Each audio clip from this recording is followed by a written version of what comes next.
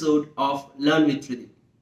Many times when you go to different institutes, B schools or D schools to train the students, and sometimes when we are doing designs for clients, many of the students, they ask me a question, very simplistic questions, that how much information we should put in a website or an app, where should be the buttons, where should be the form fields, how big should be the button, what should be the color of the button, how many buttons should be there with a form, and what will be the hierarchy of the colors of the buttons, how to place the buttons, how visible should be each and every button, how a particular radio button will work, how particularly a toggle button will work, and all these type of questions.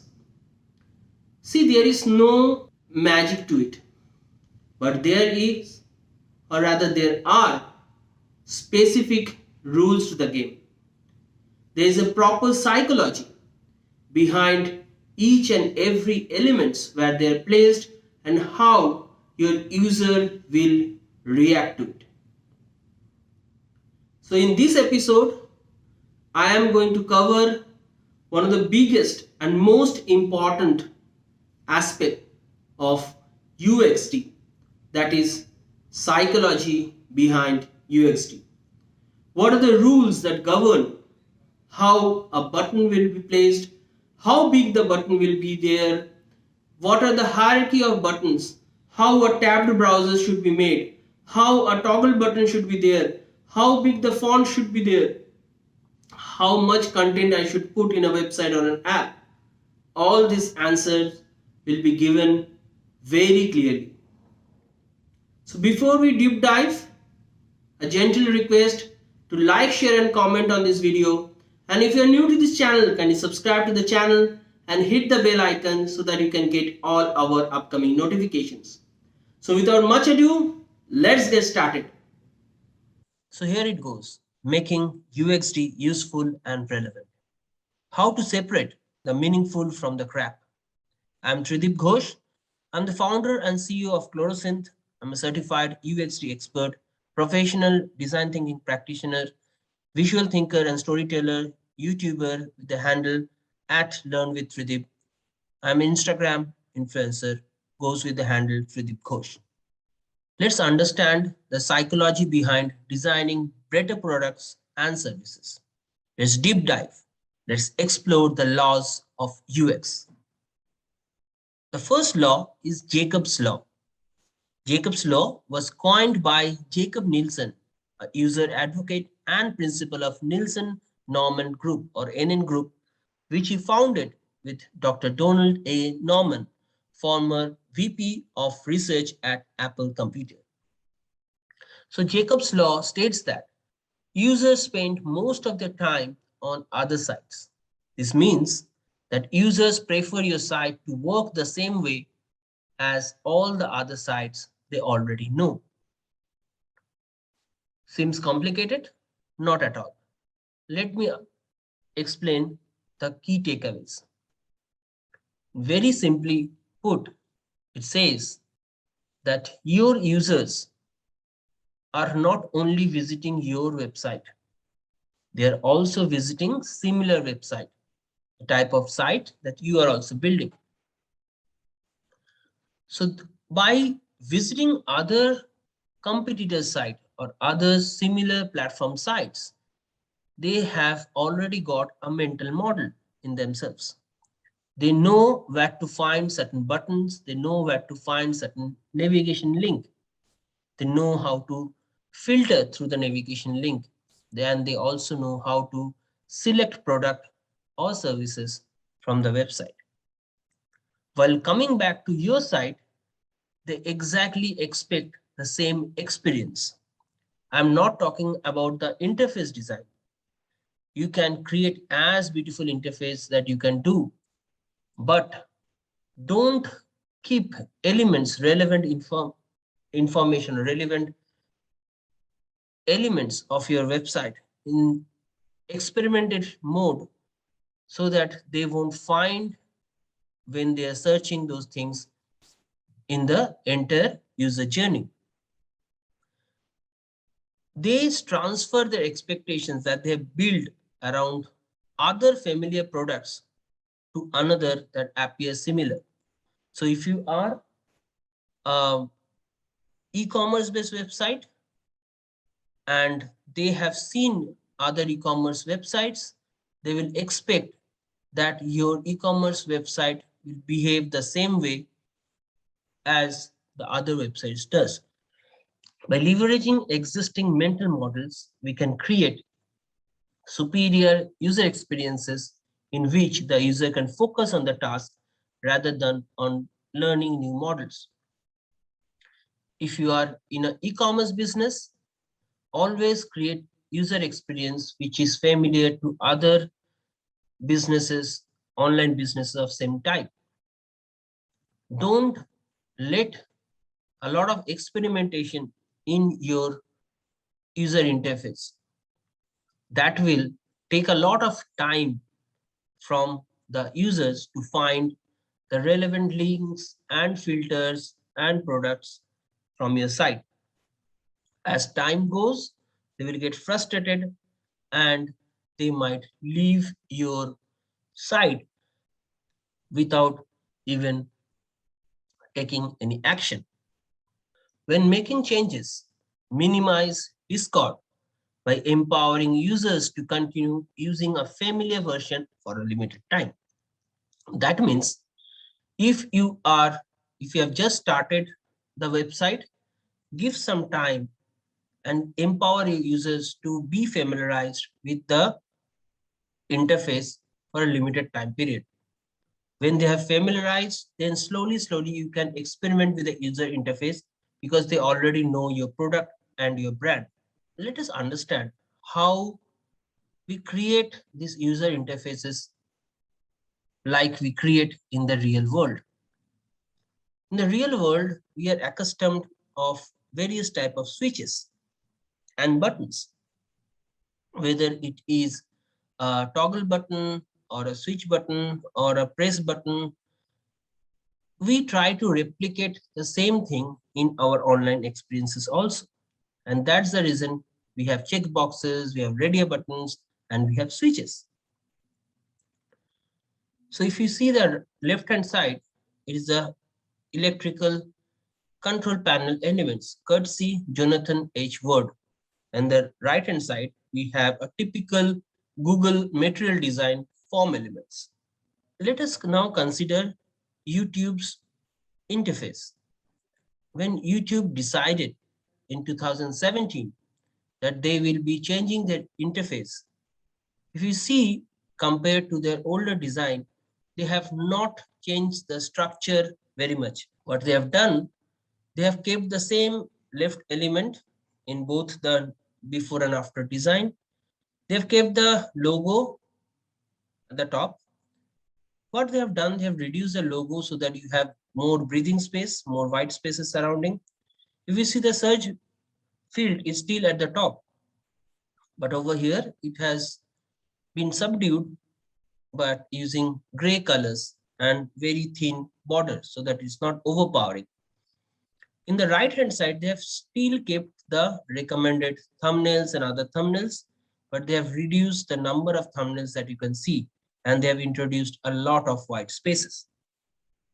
Though they have done a lot of design changes, UI changes, but they have kept the original structure as it is. Let us now understand any e-commerce website. If you see whether it is Etsy or a Nike or a Amazon.in or Amazon.com website, the basic structure of the website is absolutely same. Means there will be a top navigation bar, there will be product navigation bar, and there will be the left hand side, we will have the filters where we can select as per category, as per price, as per offers, and so on and so forth. In the right hand side, the big area, we will be having thumbnails with their description and the price listing and ratings. These are common in all e-commerce sites. whether we go for threadless, whether we go for any website which is selling commodities, you'll find the same structure in it. And at the top, there will be a shopping cart and a sign in. And obviously, we cannot miss the huge search bar at the top. So if you place an Amazon or an Etsy, you'll see both the sites structurally looks the same. The next law is Fitt's law. Fitt's law was coined in 1954 when psychologist Paul Fitts, while examining the human motor system, showed that the time required to move to a target depends on the distance to it, yet relates inversely to its size. By his law, first movements and small targets results in greater error rates due to the speed accuracy trade-off. Although multiple variants of Fitt's law exist, all encompass this idea. Fitt's law is widely applied in user experience and user interface design. What is the key takeaways? Let us first understand the definition. It says the time to acquire a target is a function of distance to and size of the target. The key takeaways are like the touch targets or the click targets should be large enough for users to accurately select them. Please understand, when you are having an handheld devices, you are not using a mouse, you are using your fingertips. Since the fingertips are not smaller than the mouse or not a small pointer, it is a flat base at the top, so hence it has a wider area, surface area. So your button should also be big enough to accommodate that finger click or the finger touch. Also understand, we should have ample space between different targets so that it should not overlap. You are using finger again, so that's the reason your two targets will have ample space between them, so that when I'm clicking one button, I should not be mistakenly clicking another button because I'm using a finger. Also understand, these touch targets, whether it's a button or checkbox or radio button, they should be very near to the last form field so that it is much more easier for the user to reach them. The distance you keep more, it will be taking more time to reach them, and that will actually slow down the process. Buttons, when kept very close to the last element of the form field, has a better clickable rate or the touch rate.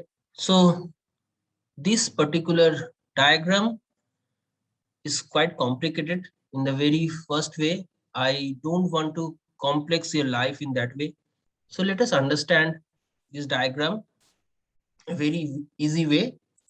In the y-axis, we have the movement time, how much time it takes, and the x-axis we have kept the distance between the origin where your first movement starts and the target. W is the width of the target. Hence, the Fitt's law is mathematically represented as mt. The movement time is equal to a plus b. A is the intercept and b is the slope of this curve into log to the base 2 into 2 by distance by the width of the target. So is a function of the distance and the width of the target. In any mobile devices, we have very clear indication that which is the most accurate interactive area of the mobile and which is the least accurate interactive area of the mobile device. The corners or the edges of the mobile are the least accurate. So you should not have very important CTAs or buttons over there. You should keep your most important buttons in this area of your mobile devices so that they can be more accurate to click. And it is also the minimum distance from the base of the mobile. Understand the various way a person uses a mobile device. The first one is the cradled way. The second one is hold and touch. The third one is mostly used by gamers when they are interacting in a game interface where both the hands are used in the similar way. The fourth one is one hand first order where the thumb is exactly at the center. One hand second order is where the thumb is a bit above the center, and two hands portrait mostly used while we are doing a selfie or we are taking a photograph using our camera. Let us now understand these two interfaces.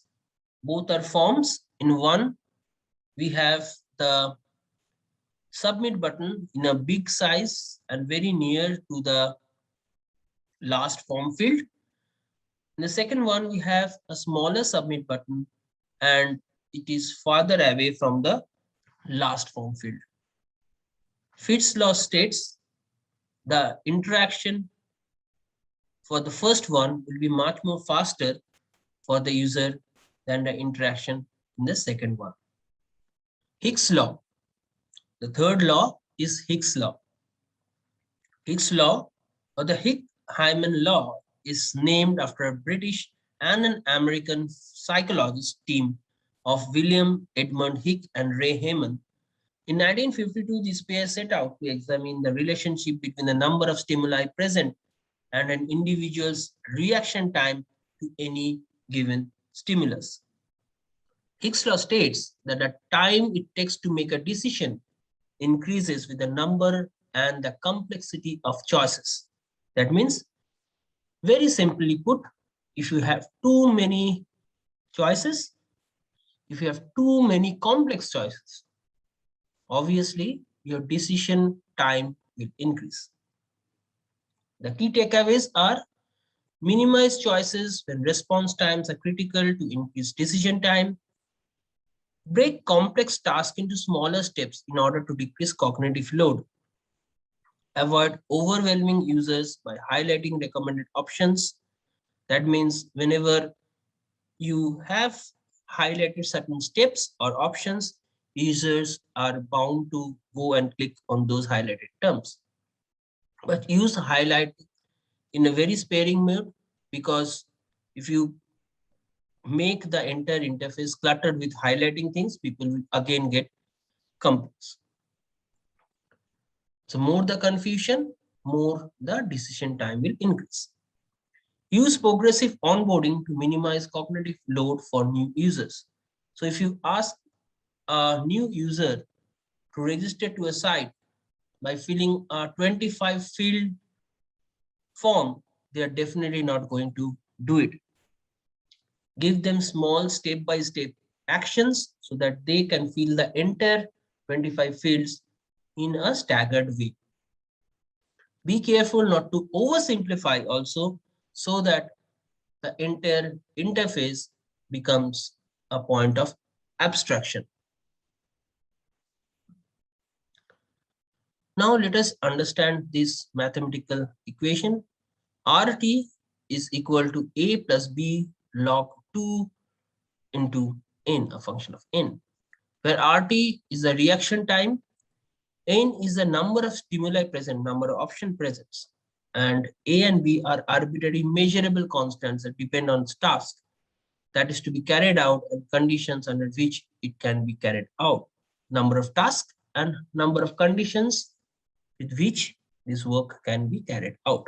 So say for example, A can be finding the right present online for your mother-in-law, while B could be the on-screen chat with your mother-in-law in which she reminds you it is her birthday tomorrow. So it is a combination of A plus B. You have seen in many times in a departmental store, they give you so much option that many times, if you observe very carefully, people browse through those options and many a times they don't buy your stuff and they move out from the rack. Are you losing sales by giving customers too much choice? The negative effect of choice can be more severe than a missed sale. Research shows that when there are too many options, customers feel anxious, will disengage, and can even become depressed. How people choose? What is the paradox of choice? In his book, The Paradox of Choice, Schwartz outlines a step of decision making. 1. Figure out your goals. 2. Evaluate the importance of each goal. 3. Array the options according to how well they meet each goal. 4. Evaluate how likely each of the options is to meet your goals. 5th point, pick the winning options. In our design sprint also, we do a similar process, which I will cover in the design sprint video. So if you actually plot the happiness in the y-axis and the choices in the x-axis, you will see with time, the happiness quotient increases till it reaches a threshold, and then it starts dropping down with number of choices you give. So there are two case studies. Offer few options. It may seem counterintuitive in the age of personalization. Options need to be limited to maximum sales. For examples, Procter & Gamble found that a decrease in the number of head and shoulder varieties resulted in a 10% increase in revenue. So they reduced the number of head and shoulder varieties. People got less confused and their sales rocketed by 10%. Make it easy to compare features across products. If you want to make it easy for customers to choose between non-equal options, frame the use of each. For example, Calendly uses basic, premium, and pro options to reduce the number of choices. Then they compare features across products in a table that's clear and easy to digest. That's the reason most of the websites that are selling online services or products, they nowadays have a price table where different types of prices are listed with various features. Miller's law. The average person can only keep 7 plus or minus 2 items in their working memory. A very important, and many a times it is misunderstood in various contexts. In 1956, George Miller asserted that the span of immediate memory and absolute judgment are both limited to around 7 pieces of information. What are the key takeaways? The first one I will leave like that. I will first go and explain you the main law. It tells that users can actually perceive and keep in their memory some total of 5 to 9 pointers, 5 to 9 informations. So you give the users smaller chunks of data every time. Don't overload your website or your web app in such a way that is too much information overload and your user cannot memorize anything. Remember that a short-term memory capacity will vary per individual based on their prior knowledge and situational context. Some people, if they're in certain fields where they are used to have a lot of knowledge, lot of information constantly, they will still understand or take or memorize the thing. But people who are not in the same field, not in the situation context, may forget after the 9th point. Always be careful that don't use this magical number 7 to justify unnecessary design limitations, which I will cover next. If you see these websites, in the entire portal of Bloomberg, there are too many information coming, but your brain automatically has grouped it into 7 chunks of information. One is the menu area, second is the stock ticker, the headline news, small sub news, and the left hand side other news, and the right hand side other news. Similarly, in any e-commerce site, say for example the Nike site, we are also creating chunking. So you know all these thumbnails will have the name of the product. It will define whether it's a men's shoes or it's a female shoes, and the colors it has, and also the price. See all the things, in all these things, there's a chunking that has happened, and not more than 7 things, 7 elements they have displayed. However, many a times people will tell you that the navigation link of the website should be only limited to 7, which is not at all true. You can have more than 7 items in the navigation bar, because people are not required to memorize the navigation items of the menu, because it is always visible in front of them.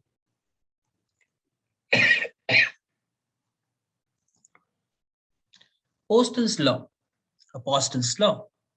Postel's law, also known as the robustness principle, was formulated by John Postel, an early pioneer of the internet.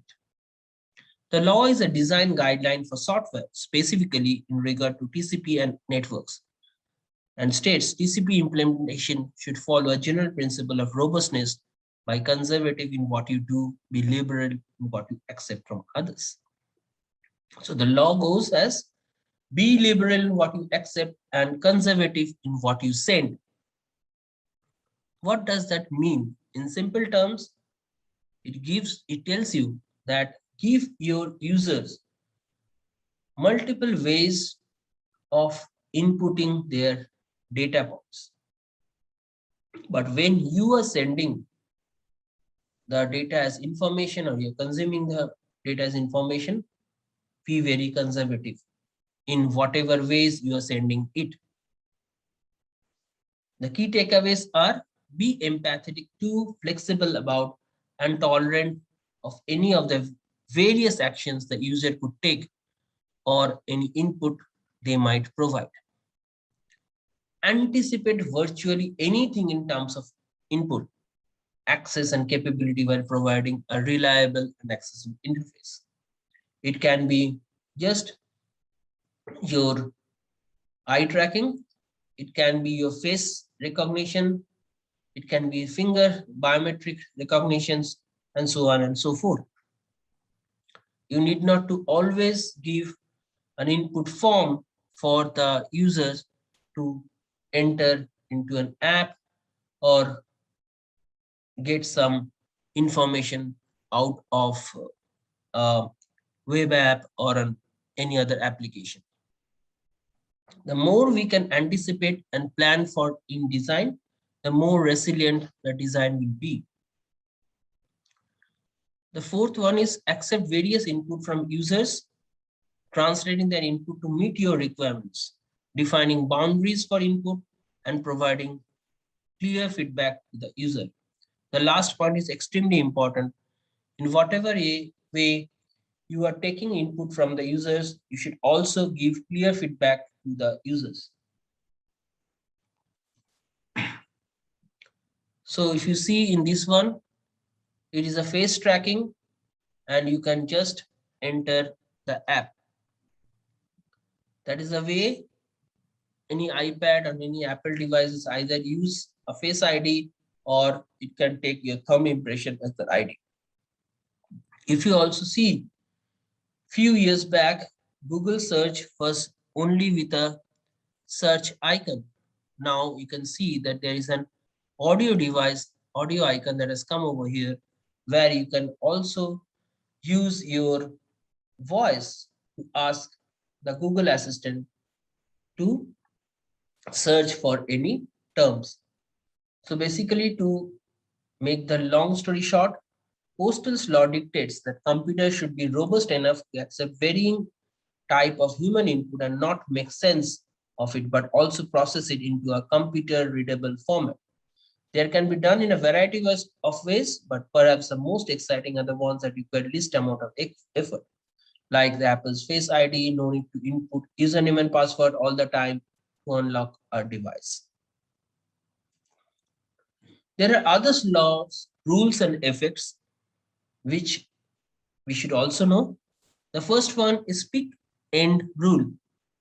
What it says that people judge and experience largely based on how they felt at various peaks of the experience cycle, user cycle, and obviously how they end the process, rather than the total sum or average of every moment of the experience. So there are certain peak points of your experience, and how the entire experiment ends, that matters the most for your users. The second point, aesthetic usability effect. People or the users often perceive aesthetically pleasing design as design that's more usable. They feel that a very good looking site will be extremely usable, which in many of the cases are not the truth. There are fantastic websites which fails with usability. So we have to be extremely careful about this. The third one, von Restorff effect. The von Restorff effect, also known as the isolation effect, predicts that when multiple similar objects are present, the one that differ from the rest is most likely to be remembered. I will give you an example. If you have a mobile devices and you are in the home screen of the mobile device, there are a lot of icons which are almost looks the same, only varying in colors. But if you see, there is one messenger icon which has at the top showing a 3 number in a red circle with white. Automatically your eye will go over there and will try to find out how many new messages you have got. That's von Restorff effect. Tesler's law is very simple. Tesler's law, also known as the law of conservation of complexity, states that for any system, there is a certain amount of complexity which cannot be reduced. You have to accept the term that these processes will be like this. We cannot reduce the complexity. How we can make users' life better? Say, for example, for an email to send, you definitely require a form field, a to field, an email at this subject line, and a body copy. So in most of the cases, you see in the recent all email providing apps or all email providing platforms, they give you an option that whenever your form field is automatically filled with your email address, when you click on the to field and you start typing out, it gives you suggestions of the number of similar naming, similar types of email address that you have in your address book. You can pick and choose from there. You need not type out the entire email address if it is already part of your address book. In the body copy, you also have your signatures ready. So once you create the signature once and for all, whenever you are having a new mail to be sent, the signature automatically comes at the bottom of your mail. So these are the number of things that you can do to ease the complexity of the stuff. The fifth one, Doherty Threshold. Productivity soars when a computer and its users interact at a pace which is less than 400 milliseconds. That ensures that neither has to wait for the other. So basically, both the computer and the user are working in the more or less the same speed. If you have really practiced and understood the meaning of the principles, the laws behind each and every psychology of UXD, I think you will never make mistakes in your designs. Just blindly follow the psychology, each and every rules, and stick to it. Your designs will be grammatically correct, psychology wise correct, and principally correct. I am not teaching over here how beautiful a design will be. A website design is very subjective, but the grammar should be correct, which I tell in every episodes of my UX redesign. So that's all, folks. Hope you understood and went through each and every principles that governs an UXD. I think after seeing this video, which I tell in every UX design classes. Till we meet again for some other fantastic videos, goodbye and God bless.